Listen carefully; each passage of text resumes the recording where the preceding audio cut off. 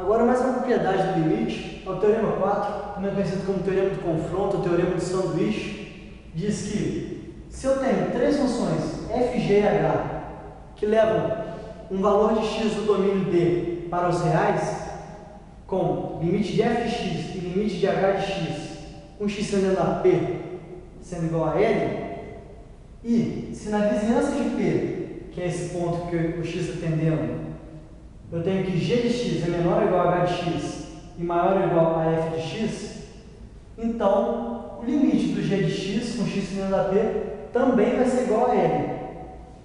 A ideia, traduzindo aqui assim que está escrito para um gráfico, é mais ou menos que está esse desenho aqui. Eu fiz aqui uma função h de x em verde, uma f de x em vermelho, e outra g de x em preto. Está escrito, a partir de um certo ponto, g de x é menor do que h de x e maior do que f de x. Se eu tiver aqui h de x e f de x tendem a um certo valor quando eu chego aqui a um ponto P, então g de x também vai tender esse valor. Vamos demonstrar isso. A demonstração é bem rápida. A gente tem que pensar o seguinte: pela definição de limite, a gente sabe que existem um delta2 maior do que zero, tal que se a distância de x a P for menor do que delta2, então a distância de f de x a L vai ser menor do que epsilon. Ou seja, epsilon vai estar entre o intervalo L mais f de x vai estar entre o intervalo L mais epsilon e L menos epsilon. E existe um delta3 maior do que zero, tal que se a distância de x a P for menor do que delta3, então minha função h de x vai ser menor do que L mais epsilon e maior do que L menos epsilon. Ela vai estar dentro do intervalo de L a epsilon. E por fim, eu tenho como dado do exercício do teorema que existe um delta1 maior do que zero, tal que se a distância de x a P for menor do que delta1, então essa relação ocorre. G de x é menor ou igual a h de x e maior ou igual a f de x. Então basta tomar um delta que seja o menor valor desses três caras, que se ele for o menor valor deles, ele vai estar satisfazendo essa e essa condição, tal que existe epsilon maior do que zero, tal que se x, modo de x menos p for menor do que epsilon, do que delta, perdão, ou seja, a distância de x a p for menor do que delta, então eu vou ter que L menos epsilon é menor do que f de x, que é menor ou igual a g de x, menor ou igual a h de x, que por sua vez é menor do que L mais epsilon.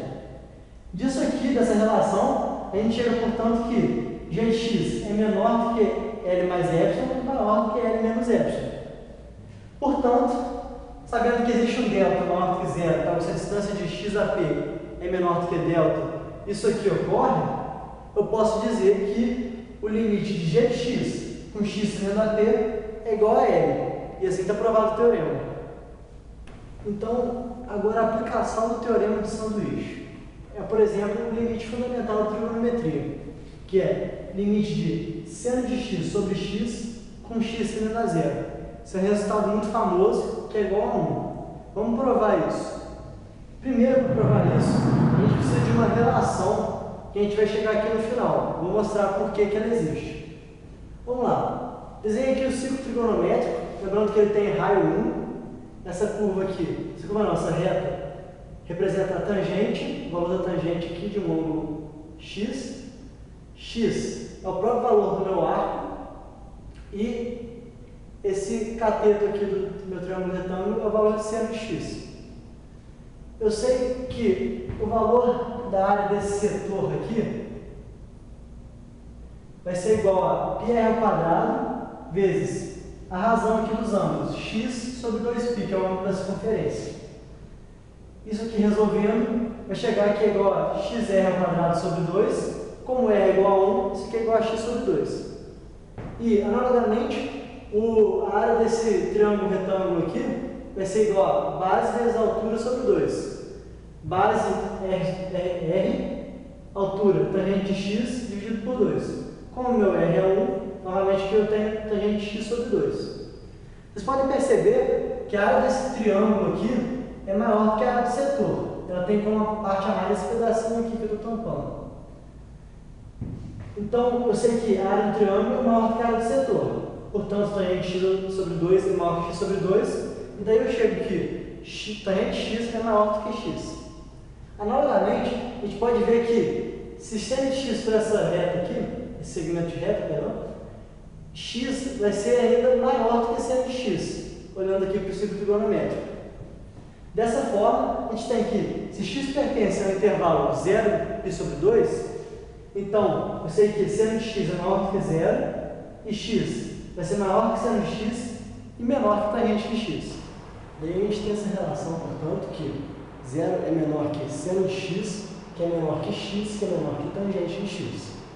O que eu vou fazer agora é dividir cada membro dessa equação por seno de x, que sendo um valor positivo, já que x está entre 0 e 2π, não vai mudar nada no sinal da minha equação. Então, 0 dividido por seno de x vai dar 0, seno de x dividido por seno de x vai dar 1, aqui está o próprio termo x dividido por seno de x, e tangente de x, que é seno de x sobre cosseno de x, dividido por seno de x, e a gente vai cortar os senos aqui, e vai dar 1 sobre cosseno de x. Daí, portanto, a gente chega a essa nova equação. 0 menor que 1, menor que x sobre seno de x, que por sua vez é menor do que 1 sobre cosseno de x. Sendo minha equação, e sendo que todos os termos aqui são positivos, maiores do que 0, eu posso inverter os termos dessa equação, desde que eu troque a desigualdade. Portanto, esse aqui é o inverso, vai ser cosseno de x, que vai ser menor que esse inverso, que é seno de x sobre x, que por sua vez também vai ser menor que esse aqui é o inverso. Mas 1 sobre 1 dividido por 1 vai ser igual a 1.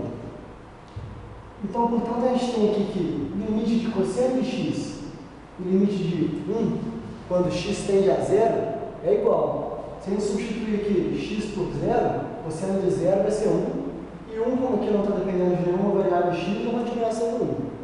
Então, pelo teorema do confronto, como eu sei que o limite desses dois caras, quando x tende a 0 é 1, e essa função é menor do que essa e maior do que essa, eu chego então que o limite de seno de x sobre x, quando x tende a 0, é igual a 1.